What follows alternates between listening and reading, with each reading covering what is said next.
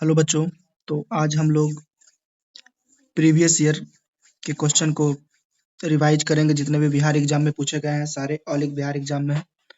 तो आइए हम लोग ज़्यादा टाइम वेस्ट ना करते हुए स्टार्ट करते हैं। तो चलिए स्टार्ट करते हैं। सारे एग्जाम PY में पूछे गए हैं, इंपॉर्टेंट है, इसलिए वीडियो को लास्ट तक देखिएगा और जो मेरे चैनल को सब्सक्राइब नहीं किया सब्सक्राइब करिएगा। चलिए आइए देखते हैं। पहला है कि प्राचीन पुरातात्विक स्थल कालीबंगन कहाँ है। तो ये कालीबंगन कहाँ है, तो राजस्थान राज्य में है।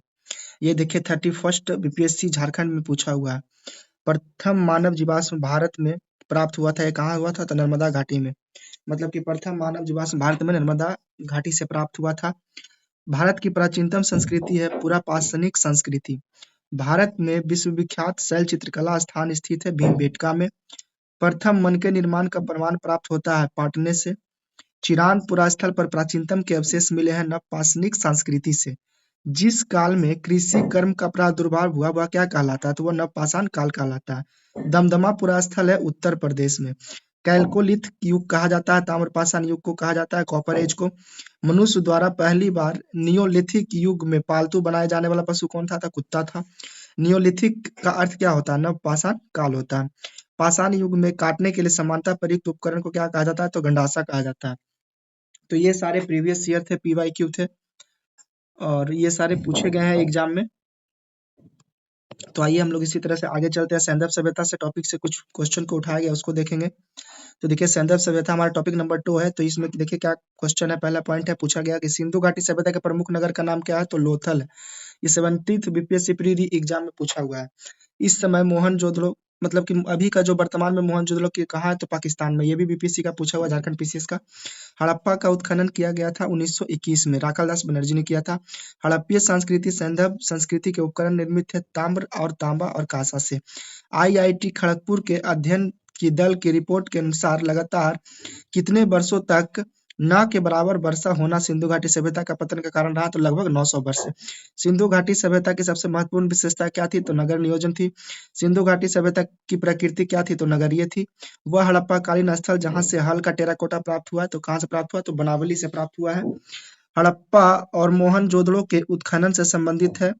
मतलब कि हड़प्पा और मोहनजोदड़ो के उत्खनन कौन कौन किए हैं, तो ये किए RD बनर्जी किए, दयाराम साहनी किए, KN दीक्षित किए और MS वत्स किए। देखिए ये भी क्वेश्चन, जितने भी सारे क्वेश्चन करवा रहे हैं सारे प्रीवियस ईयर पूछे हुए हैं। आइए हम लोग आगे की ओर चलते हैं कि सिंधु सभ्यता से संबंधित पुरातात्विक स्थल लोथल किस नदी के तट पर है, तो लोथल हमारा देखिए भोगवा नदी के तट पर है। हड़प्पा में एक उन्नत जल प्रबंधन प्रणाली का पता चलता है, कहाँ से, तो धौलावीरा से पता चलता है। हड़प्पा में मिट्टी के बर्तन पर समानता उपयोग किस कलर से उपयोग किया जाता है, तो लाल कलर से। तो ये सारे BPSC में पूछे हुए, बिहार SSC में, सारे में, APO में, GS में, सारा में पूछा हुआ क्वेश्चन है। तो आइए हम लोग आगे की ओर चलते हैं, इससे रिलेटेड टॉपिक है। देखिए क्या कह रहा है कि सिंधु सभ्यता के अंतर्गत क्या आता है, तो सिंधु सभ्यता किसके अंतर्गत आता है, तो आदि ऐतिहासिक काल के अंतर्गत। देखिए ये भी 39वें BPSC प्री का पूछा हुआ क्वेश्चन है 1994 में। सिंधु घाटी के लोग थे शाकाहारी मांसाहारी दोनों था। चनहुदड़ो हड़प्पा संस्कृति संबंध एक स्थल है जो स्थित है कहाँ, तो सिंध में।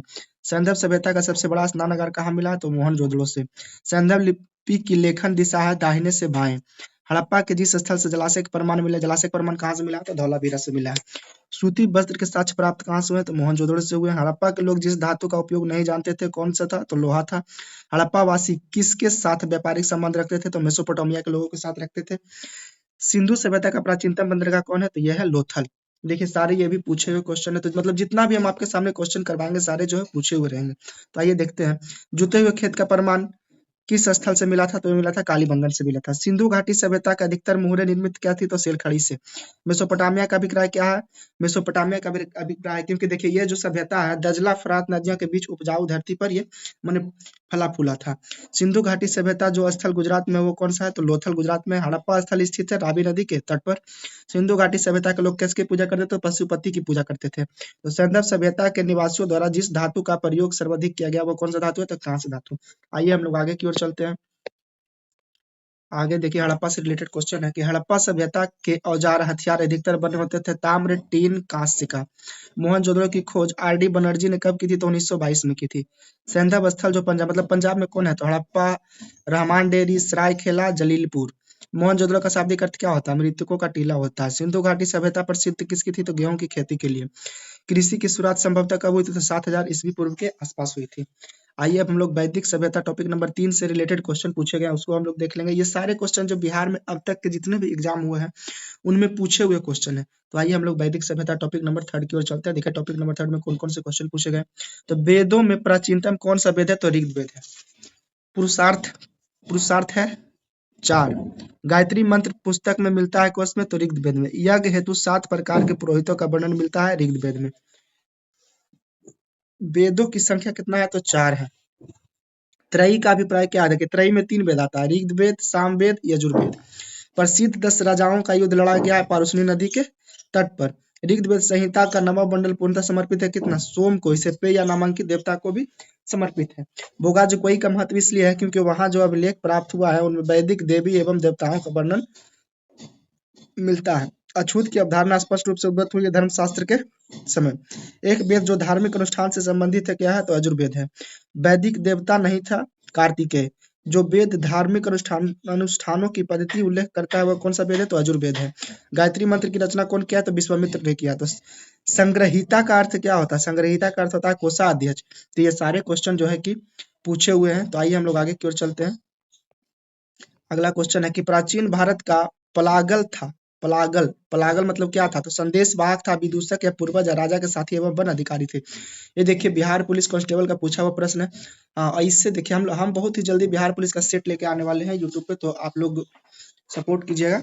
यज्ञ की देखरेख कौन करता है? तो यज्ञ की देखरेख कौन करता है? तो ब्रह्मा करता है। सत्यमेव जयते यहाँ से लिया गया, कहाँ से? तो मुंडकोपनिषद से लिया गया। बिहार से फर्स्ट इंटर लेवल परीक्षा 29 से 2017 में पूछा हुआ क्वेश्चन है। आइए हम लोग आगे की ओर चलते हैं। देखिए आगे की ओर है कि मान्यता अनुसार महाभारत की लड़ाई कुरुक्षेत्र में लड़ी गई थी कितना दिन? तो 18 दिन।